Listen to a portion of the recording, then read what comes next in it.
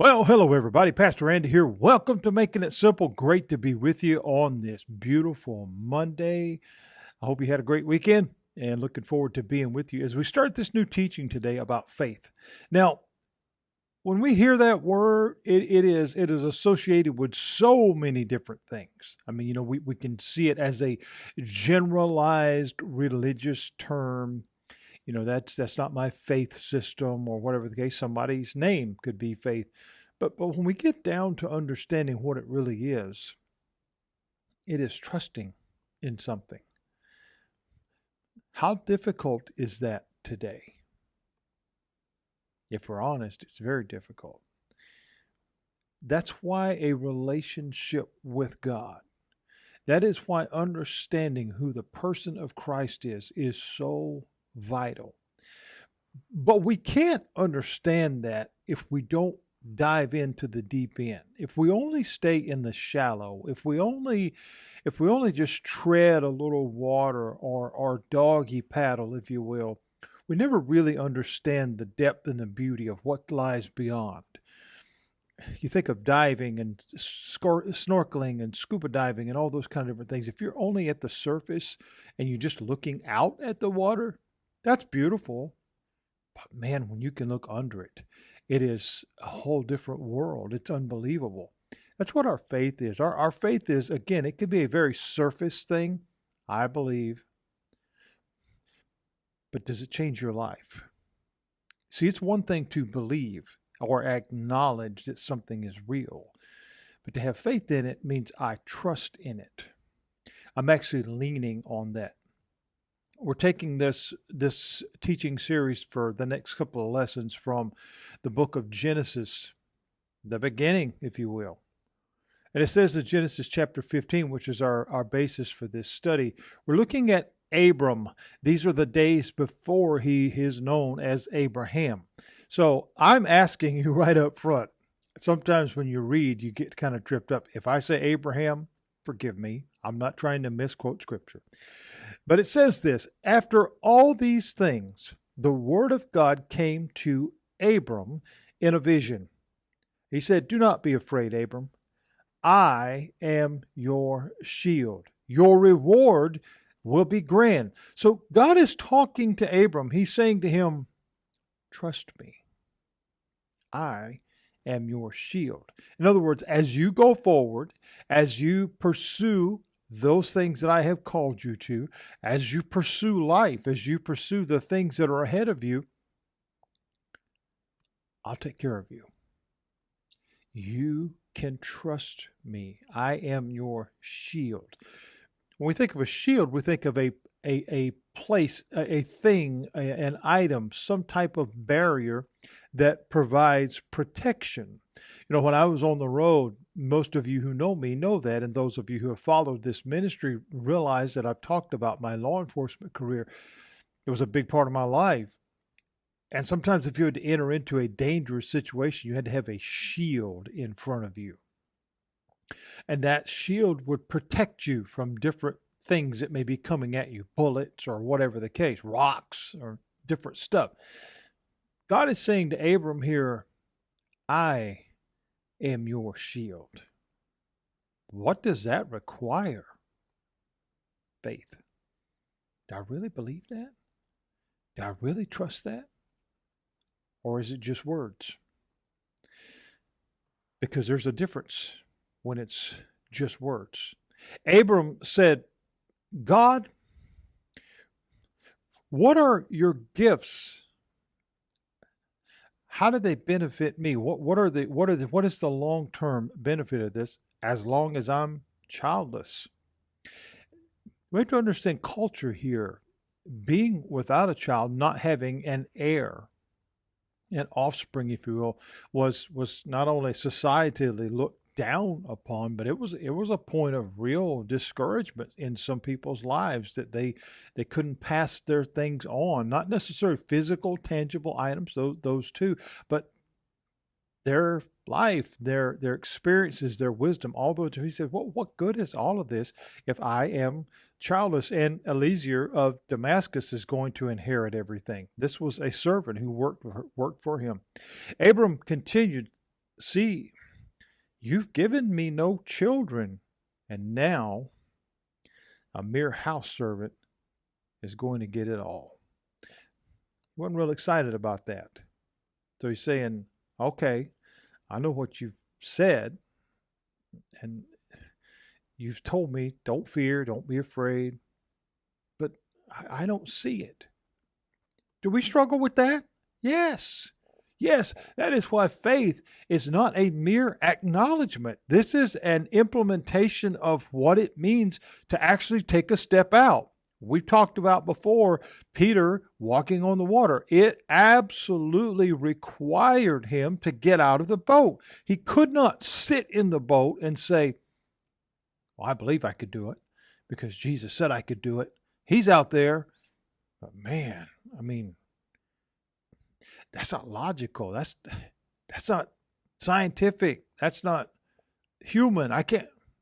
We can talk ourselves out of a blessing every second of every day. Then God's message came. Don't worry. Again, don't fear. Don't worry. Jesus teaches very, very clearly. Who's made their life better by worrying? I want us to stop and think about that for just a second. Not one person. There's 8.5 billion people on this earth today, or so it says. Not one person out of those 8 and some odd billion people have made their life better by worrying about stuff. Not mine, not any of yours, and not any of them. It can't be done. In fact, medical statistics show that a person who lives in a constant state of worry and being in a knot and all kind, of fear and all this stuff all the time actually reduces their life by as much as 10 years. God is saying to Abram here, he says, don't worry. I've got you covered. Remember, I am your shield. Don't worry. He won't be your heir. Your house servant, he's not going to be your heir. A son from you, a son from your body, from your loins, from your biological ability will be your heir. Now, granted, he is an old man by now. Most of us, once we pass a certain stage in life, we don't really think about having children anymore because that ship has sailed for various reasons. But do we have faith in God that all things are possible? Jesus teaches this very clearly in the New Testament. He says, to him who believes, all things are possible. To him who believes. Belief is the key word here. And this is what God is testing Abram on. He's saying to him, do you trust me? Because I've already told you what's going to happen. But you have to believe it. You have to trust me. I am your shield.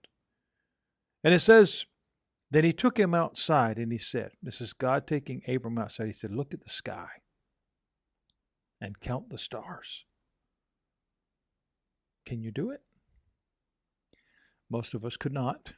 Neither could he. It's it's beyond our comprehension at the beauty and the vastness of what is above us when we look. I used to live in Arizona many years ago. And it was amazing because we were at a high elevation, 7,000, 8,000 feet. To go out at night on the porch and just look up at the sky. It was almost as if you could touch it. The stars and just, it was just unbelievable how beautiful that was. God said to Abram, count your descendants. In other words, you're looking at that. That's what we're talking about. When you're looking at the vast creation that I have here above you and the stars and all the beauty that's here, that is what your descendants look like. He said, you're going to have a big family, Abram. But you got to trust me. It requires faith. And then here's where it gets awesome. It says, and Abram believed.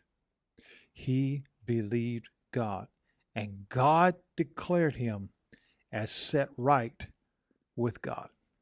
As we look at this lesson over the next several days, I want us to think about What does our faith affect? When we hear the words out of that passage, and maybe read in a very passionate way, as I did, and in a way of explanation, of looking at it, wow, I never thought about that. The requirement of faith is belief. It is not an acknowledgement. Anybody can say, oh yeah, I believe that that's there. I believe a chair is sitting in this room. I believe the light, whatever. But will you sit in it? Will you turn the switch on? Will you do these different things? I believe that food looks good, but will you taste it? Faith is an implementation of what we say we believe. What does it affect? Because over time, we learn that everything that we do has an effect on something. On something. I mean, whether it is a literal effect, an emotional, a spiritual, financial, everything has an effect. We think water, it makes things wet. We understand that. If you hit your hand or thumb or whatever with a hammer, it's going to hurt. That's the effect. And we could go on and on with funny examples, serious examples, whatever the case. But our lives are affected by so many different things, emotionally and all kinds of stuff. When we go through grief and stress and all those things, it really causes a lot of issues in our life. So many different things affect us. But what about our faith? Does what we say that we believe, does it have an effect on our life? Because you see, as God was talking to Abram wasn't discounting the fact that he believed God as far as an acknowledgement that he was there, that he was real. But he also had some questions. He also had some doubt because he's like, well, all that sounds great, but what good is it? I don't have an heir. None of this seems to make any sense. And so that all it takes is that moment of pause, that moment of doubt to begin to build upon. That's all the enemy needs, is just a second of, we go back to in the beginning and, Eve but God said, oh, he didn't really say that. Well, that's all it took, was just that second, that one momentary pause. Well, I'm not, all it takes is that. And when we